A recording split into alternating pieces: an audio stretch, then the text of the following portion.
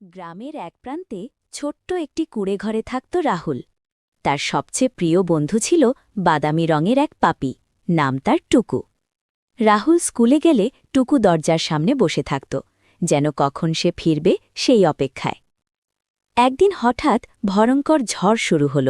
বৃষ্টি আর বাতাসে পুরো গ্রাম অন্ধকার হয়ে গেল। রাহুল তখনও বাড়ি ফেরেনি। মা খুব চিন্তায় পড়ে গেলেন।